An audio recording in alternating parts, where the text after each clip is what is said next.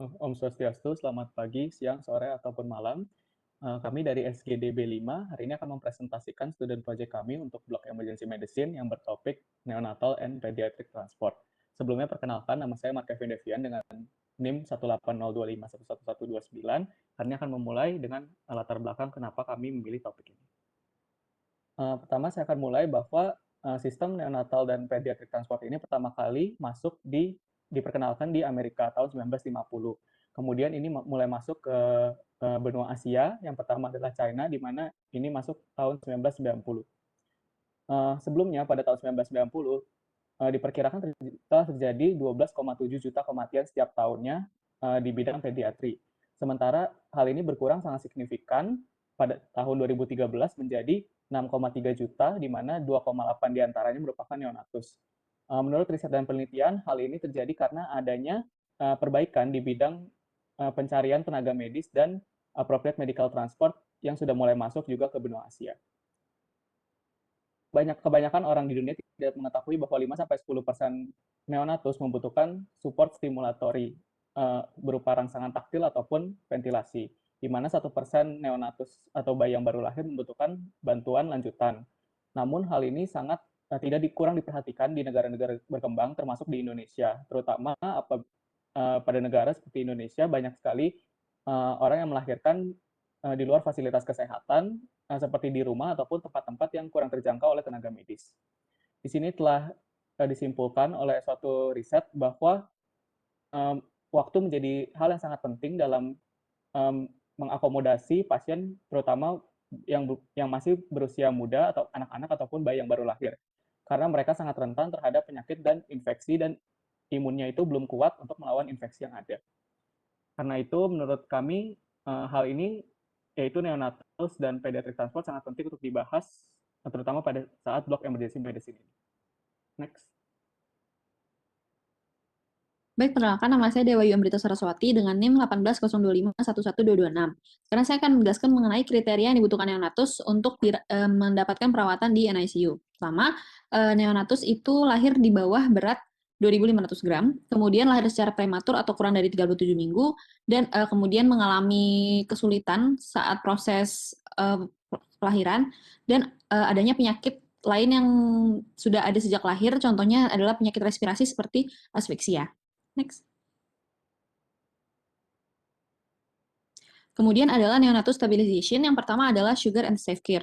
Sugar and safe care bertujuan untuk menstabilisasi gula darah dan dari neonatus. Gangguan yang umum pada neonatus adalah hipoglikemia. Nah, cara untuk menstabilisasi gula darah adalah pertama dengan tidak memberikan makanan parenteral karena kebanyakan neonatus terlalu sakit untuk mentoleransi makanan dari kemudian memberikan glukosa jalur intravena untuk memberi kebutuhan energi bayi karena glukosa merupakan komponen penting dalam stabilisasi gula darah bayi. Kemudian beberapa bayi berisiko tinggi pada penyakit hipoglikemia, yaitu bayi prematur dengan usia kelahiran kurang dari 37 minggu, bayi dengan ukuran kecil, berat badan lahir rendah, lalu bayi yang terlalu besar pada masa kehamilan juga memiliki risiko tinggi. Lalu ibu dengan diabetes mellitus, dan bayi yang memang sakit, dan juga bayi dari ibu yang mendapat obat hipoglikemik atau diinfus glukosa saat persalinan. Kemudian, pemeriksaan gula darah pada neonatus dengan distress pernafasan dan tidak bisa minum dilakukan pada usia 30 menit dari sejak lahir dan diulang setiap 1 jam. Lalu untuk bayi dengan resiko asimptomatik dan bisa minum, gula darahnya harus dipertahankan pada kadar 50 sampai dengan 100 mg per desiliter. Next.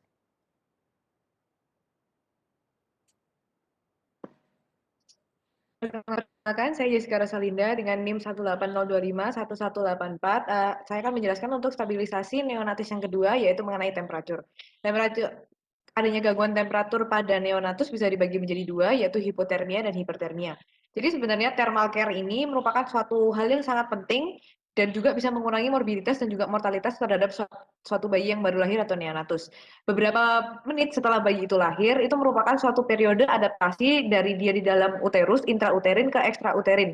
Dan di mana dalam adaptasi tersebut, apabila ada suatu lain hal yang mengganggu, maka juga dapat mengganggu temperatur bayi dan juga bisa meningkatkan morbiditas dan mortalitas tadi. Adanya suatu perubahan yang mendadak di sekitar lingkungan, baik itu suhu yang terlalu panas ataupun suhu terlalu dingin, dapat menyebabkan adanya terjadinya hipotermia ataupun hipotermia. Hipotermia sendiri dapat didefinisikan sebagai suatu kondisi di mana suhu aksila dari neonatus adalah kurang dari 36,5 derajat Celcius. Sedangkan hipertermia sendiri merupakan suatu kondisi di mana suhu tubuh bayi atau neonatus adalah di atas 37,3 derajat Celcius. Next. Jadi salah satu langkah yang bisa dilakukan agar untuk mencegah bayi menjadi hipotermia adalah dengan melakukan warm chain yang memang sudah disarankan oleh WHO dan juga panduan terhadap neonatus. Di mana warm chain tersebut berisi 10 langkah. Yang pertama adalah warm delivery room, di mana ruangan tempat lahir bayi itu cukup hangat. Kemudian immediate drying, begitu bayinya sudah terlahirkan maka dikeringkan dengan handuk. Kemudian skin to skin contact dengan sang ibunya. Dan juga breastfeeding, yaitu segera melakukan pemberian ASI kepada neonatusnya, terus kemudian menunda proses penimbangan dan juga mengemandikan bayi karena hal tersebut dapat memicu hipotermia. Kemudian yang keenam adalah dengan memberikan pakaian berupa dan juga selimut yang adekuat. Next. Untuk langkah yang ketujuh adalah untuk meletakkan bayi dan juga ibunya di satu ruangan yang sama agar juga selain menimbulkan suatu ikatan batin dan juga akan menginisiasi hangat antara ibu dan juga anaknya. Kemudian yang 8 adalah apabila memang ada transportasi, maka dipastikan transportasi tersebut adalah hangat. Kemudian yang 9 adalah menilai atau assessment terhadap bayinya itu sendiri, apakah temperature cukup atau tidak. Dan 10 adalah untuk tetap meningkatkan awareness-nya dan juga secara berkala mengecek suhu pada bayi tersebut. Next. Selanjutnya, ada suatu algoritma yang bisa dilakukan apabila bayi tersebut mengalami hipotermia atau hipertermia. Apabila kondisi bayi tersebut memang dari awal sudah suhunya normotermia, yaitu di antara 36,3 atau 36,5 sampai 37,2, maka bayi tersebut tetap di-maintain dan juga dijaga lingkungannya agar tidak mengalami perubahan yang terlalu drastis. Kalau misalnya bayi tersebut hipotermia dari awal, maka apabila bayi tersebut adalah lahir prematur, maka bayi tersebut dimasukkan ke inkubasi. Apabila bayi tersebut tidak prematur, maka lanjutkan dengan menaruh bayi itu skin to skin contact dengan ibunya, terus memberikan juga selimut dan juga mengecek temperaturnya secara berkala. Apabila sudah ada kenaikan terhadap suhu, maka terus mengecek suhunya sebanyak 15-30 menit dan juga menjaga kondisi sekitar environment-nya. Apabila neonatus tersebut mengalami hipertermia, maka bayi tersebut harus dilakukan undressing atau dibuka baju-bajunya dan juga menyingkirkan hal-hal yang membuat bayi tersebut panas, baik itu mungkin sekitar lingkungannya ataupun bajunya. Apabila bayi tersebut dari yang awal sudah tadi normotermia, maka juga dilanjutkan dengan physical examination dan juga maintain control environment. Next. Nama saya Jonathan Karnia dengan 3 digit NIM terakhir 106. Tekanan darah merupakan faktor yang esensial dalam neonatal invasive care. Profesi dapat diobservasi dari heart rate normal, denyut perifer, warna kulit, dan suhu kulit. Tekanan darah normal pada neonatus masih diperdebatkan, namun tekanan nadi normal dengan cara sistol dikurang diastol adalah 25-30 mm raksa pada bayi cukup bulan dan 15-25 mm raksa pada bayi prematur. Jika terjadi kegagalan pada sirkulasi, dapat menyebabkan transport oksigen yang inadequate ke jaringan dan menyebabkan kondisi shock.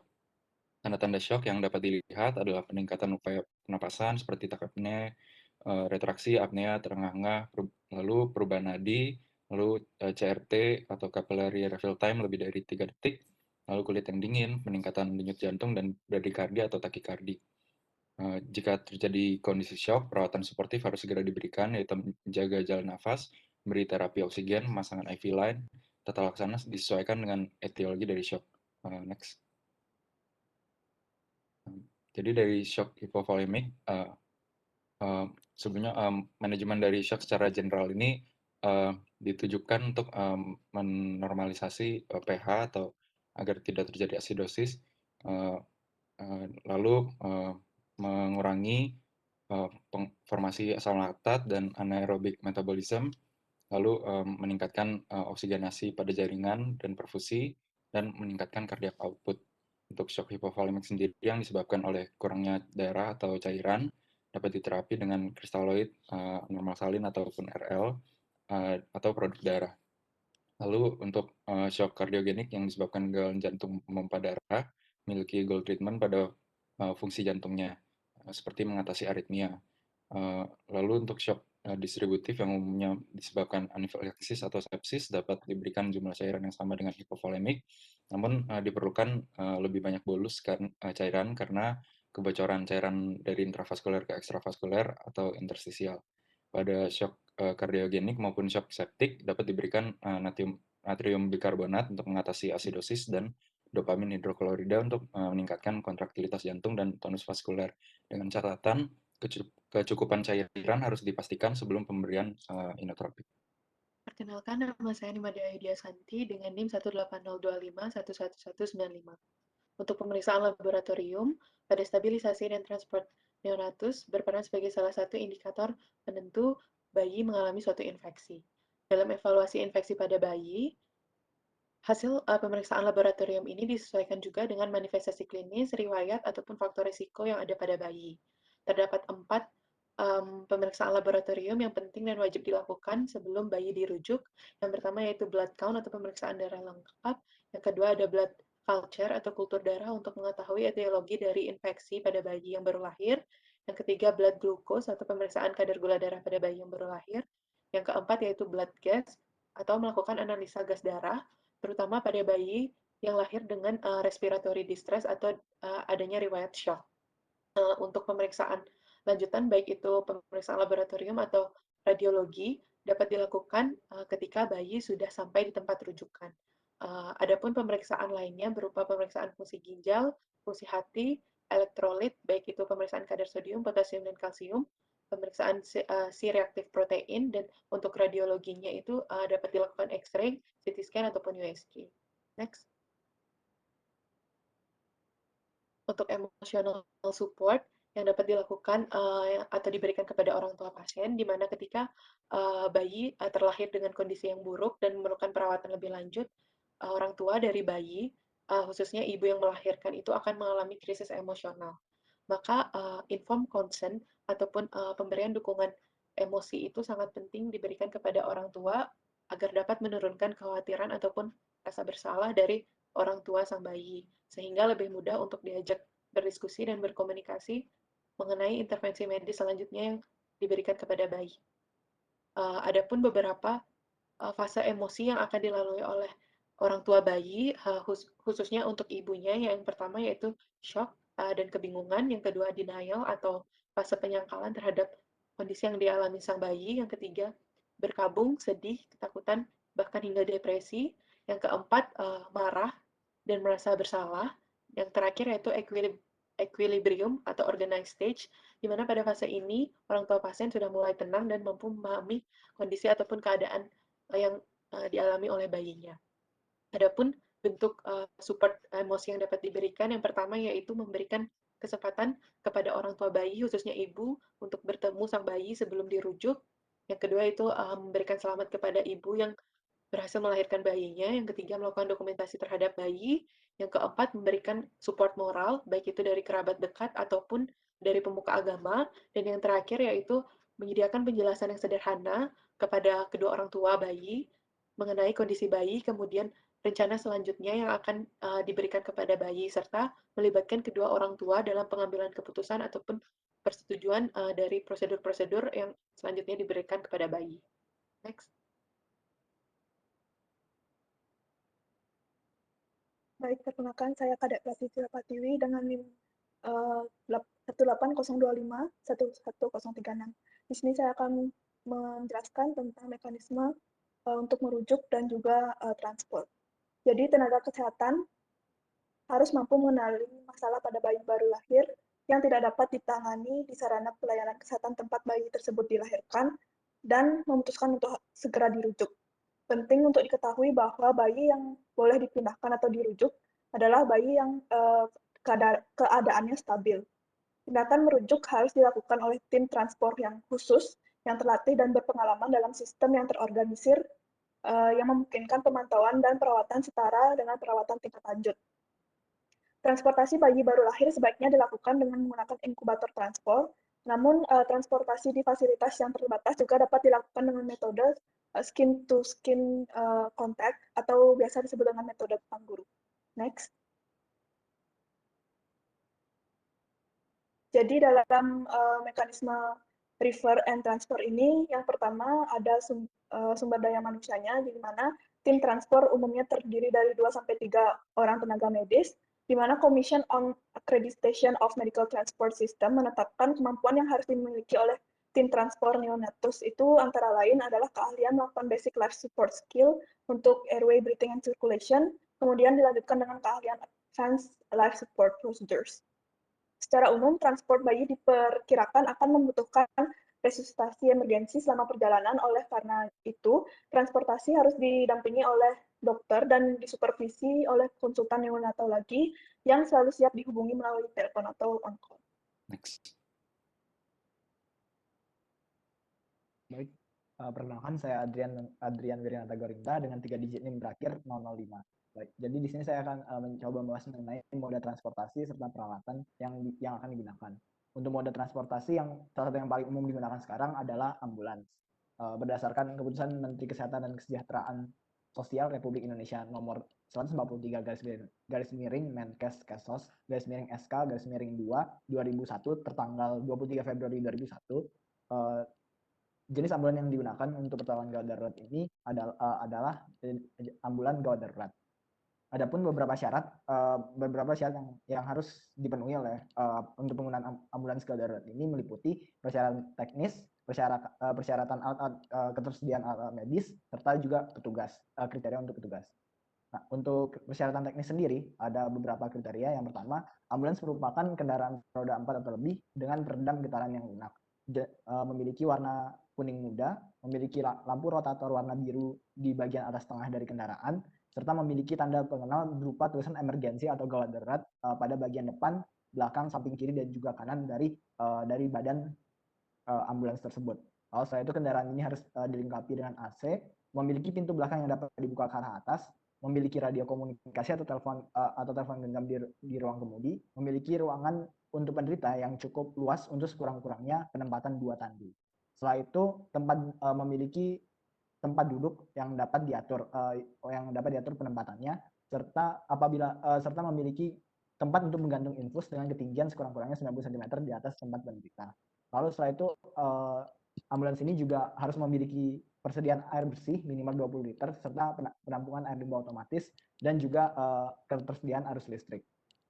Selanjutnya untuk peralatan medis yang harus ada di ambulans gawat darurat meliputi peralatan untuk sekurang-kurangnya 2 orang. Lalu setelah itu peralatan resusitasi baik secara manual maupun otomatis lengkap bagi orang dewasa atau anak ataupun bayi, alat monitor jantung dan nafas, alat defibrilator untuk anak dan juga orang dewasa, set bedah minor, Etonox, alat suction baik secara manual dan listrik, 12 volt. Lalu setelah itu obat-obat yang akan dipakai untuk gawat daruratan serta sarung tangan. Untuk menunjang keperluan oksigen, terutama pada kasus neonatus, bisa kita pakai ketersediaannya tabung oksigen. Selain itu, untuk ambulans yang dipakai khusus untuk transport neonatus itu diharapkan adanya ruangan khusus untuk tempat meletakkannya inkubator. Untuk kriteria petugas sendiri, apabila ambulans jenis ini akan berangkat, itu minimal ada tiga orang. Yang pertama adalah 1 orang sebagai pengemudi yang istilahnya memiliki kemampuan dasar atau pengetahuan dasar mengenai pertolongan pertama pada keadaan gawat darurat serta kemampuan untuk komunikasi yang baik. Lalu setelah itu 1 orang perawat dan juga 1 orang dokter dan kemampuan emergency care. Selain itu, petugas juga harus memakai seragam dengan identitas yang jelas serta membuat dan mengisi laporan keadaan dari pasien selama transportasi pada lembar catatan penderita yang mencakup identitas, waktu serta keadaan penderita selama perjalanan atau selama transport. Petugas juga harus membawa mobile phone serta yang berguna untuk menghubungi dan juga dapat dihubungi oleh rumah sakit tujuan. Apabila tersisa tempat yang cukup, maka orang tua dapat diizinkan untuk ikut karena berdasarkan beberapa penelitian, dukungan dari orang tua dapat membantu untuk perbaikan pada pasien. Next.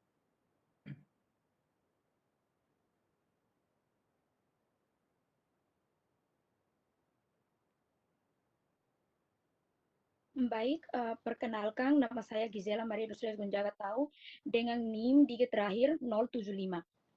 Baik, selanjutnya saya akan menjelaskan tentang komunikasi dan family support.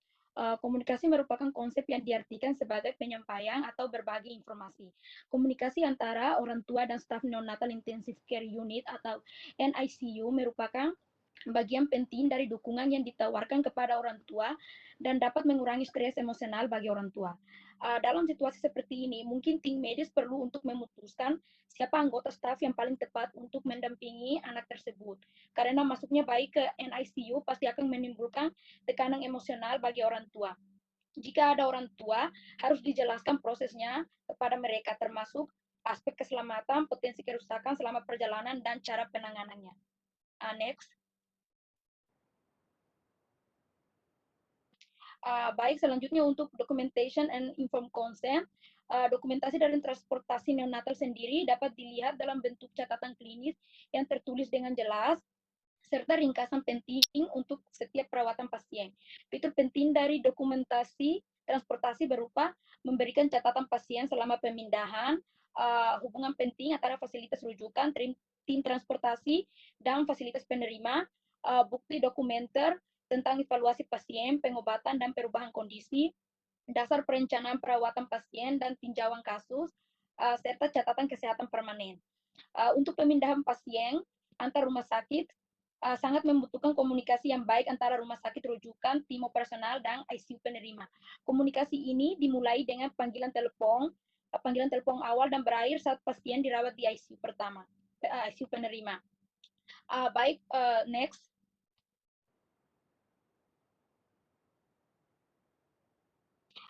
Untuk selanjutnya itu feedback dan referral unit. Berikut ini merupakan feedback untuk perbaikan tim transportasi yang diambil dari literatur atau berdasarkan pendapat konsensus atau studi observasi. Yang pertama, tim yang biasa membawa bayi baru lahir ke pusat neonatal perinatal tersier harus berdedikasi untuk transportasi, ditempatkan di rumah sakit tersier, dan memiliki keahlian dalam perawatan bayi baru lahir. Yang kedua, para medis harus memiliki keahlian dalam transportasi neonatal atau pediatrik dan tim transportasi neonatal yang optimal. Yang ketiga, tim transportasi harus memiliki peralatan dan perlengkapan yang diperlukan untuk memberikan perawatan intensif dan memenuhi semua spesifikasi ambulans darat serta udara untuk keselamatan. Dan yang terakhir, yaitu prosedur harus tersedia untuk memandu kinerja tim dan memastikan hasil pasien yang optimal. Next.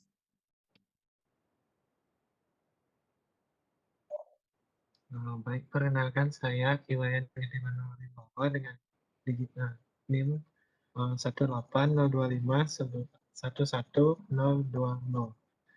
Ini saya akan menjelaskan mengenai peran dari CPAP dan intubasi pada neonatal transport.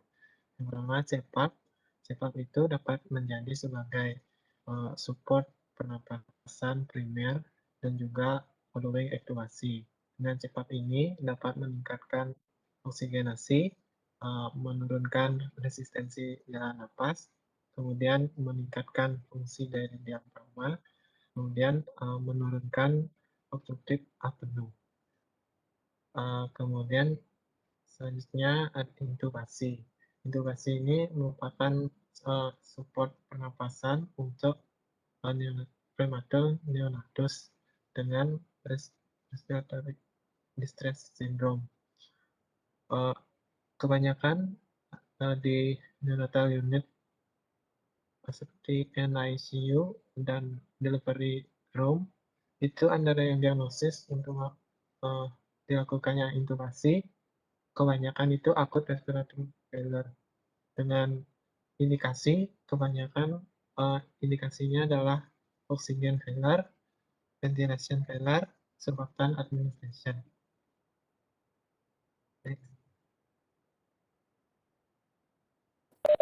Baik, perkenalkan nama saya Putu Nandika Tunggayudanti Mahardani dengan NIM 18025111072. Untuk langkah stabilisasi yang pertama pada anak-anak, seperti biasa terdapat ABCDEFG, airway, breathing, circulation, disability, don't ever forget glucose dengan mematuhi guideline dari APLS. Adapun faktor kunci untuk stabilisasi adalah regulasi aturan dan komunikasi dengan petugas medis referral setempat yang dilakukan dengan seksama.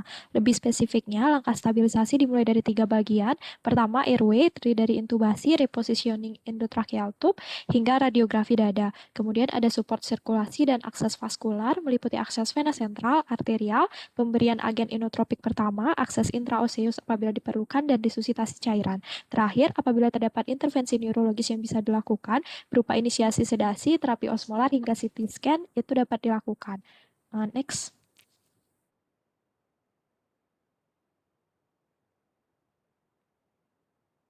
Izin lanjutkan, perkenalkan nama saya Rizka Ringrum Pusmonggo dengan 3 digit yang terakhir 778. Setelah membahas mengenai alat dan juga keperluan yang harus disiapkan dalam mentransportasikan neonatus dan juga pasien-pasien pediatri, yang berikutnya adalah bagaimana caranya untuk mentransportasikan pasien-pasien tersebut. Yang pertama, seluruh proses transportasi sebaiknya dilakukan oleh tim spesialis, terutama apabila hal tersebut sangat-sangat memungkinkan. Yang kedua, proses stabilisasi harus dilakukan secara sistematik, yaitu dengan menggunakan sistem ABC. Yang ketiga, kondisi pasien, yaitu pasien neonatus dan juga pediatri, harus selalu dioptimisasi sebanyak-banyaknya dan sebaik-baiknya sebelum transportasi dilakukan. Yang keempat, semua intervensi yang harus dilakukan berdekatan dengan proses transportasi harus dikalkulasikan berdasarkan posibilitas untuk menunda atau untuk menilai transfer akibat intervention tersebut. Yang terakhir, transfer tim atau tim medis yang bertugas di dalam proses transportasi harus selalu sepakat dan juga dapat mengantisipasi kemungkinan komplikasi yang dapat terjadi selama proses transfer. Berikutnya,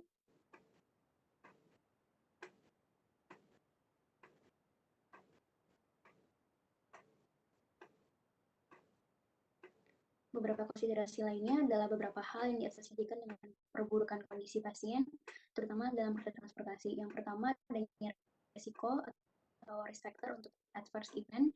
Hal-hal yang paling umum terjadi adalah respiratory, cardiovascular changes, dan juga yang ke-5 fungsi. Poin-poin berikut sangat penting karena diasosiasikan dengan perburukan yang lebih besar dalam waktu jangka panjang. Yang kedua adalah remoteness atau jauhnya lokasi dari lokasi transport yang satu ke yang berikutnya, dan juga transportasi dilakukan oleh tim yang tidak dilatih secara profesional untuk melakukan penanganan kritikal yang diasosiasikan dengan peningkatan hospital stay atau jumlah hari atau rentang waktu di rumah sakit klinis seorang pasien. Yang terakhir adalah durasi dari transport tersebut. Ketika durasi dari transport tinggi, maka akan ada peningkatan pula dalam mortalitas, rate mortality. Next. Baik, jadi saya akan sebagai summary-nya, perkenalkan nama saya Wisnu Wijaya dengan 3 digit terakhir 174. Jadi untuk neonatus dan pediatric transport sendiri itu merupakan sebuah intervensi yang tepat di waktu yang tepat untuk mentransport neonatus dan juga pediatri sendiri. Jadi seperti yang tadi sudah dijelaskan, ada dua komponen terpenting. Yang pertama adalah bagaimana menstabilisasi neonatus dan juga dari pediatri sendiri, dan juga yang kedua adalah bagaimana kita merefer dan juga mentransportasi si pasien tersebut. Dan dari stabilisasi sendiri kita ada beberapa komponen yang dibutuhkan, yaitu pelaksanaan mengenai sugar dan self-care, mengenai temperatur dan juga tekanan darah dari pasien, bagaimana kita melakukan laboratory works yang dibutuhkan, serta memberikan emotional support dari orang tuanya terhadap si pasien yang dihadapi sendiri. Kemudian dari sistem referring dan mekanisme transportingnya sendiri, kita membutuhkan beberapa komponen juga, baik dari segi sumber daya manusia, dari baik transportasi dan equipment yang dibutuhkan dalam mentransportasi pasien yang ada, kemudian bagaimana kita mengkomunikasikan dan juga membutuhkan family support terhadap pasien, dan kita mendokumentasikan serta memberikan informed consent para pihak keluarga dan juga memberikan feedback serta ke referral unit yang kita tuju. Dan beberapa key point dalam hal stabilisasi dan transportasi ini adalah, dari key point pertama adalah kita memperhatikan ABCDEFG, yaitu airway, breathing, circulation, and don't ever forget glucose. Dan yang poin kedua adalah bagaimana kita bisa optimisasikan kondisi pasiennya itu dan mengakses segala kemungkinan komplikasi yang bakal muncul sebelum kita mentransportasikan pasien ke bagian fasilitas healthcare yang sesuai dengan kondisi pasien. Bisa di next. Oke, baik. Jadi sekian presentasi dari SKB 5 mengenai neonatal dan pediatric transport. Terima kasih atas perhatiannya. Selamat malam, selamat pagi, selamat siang.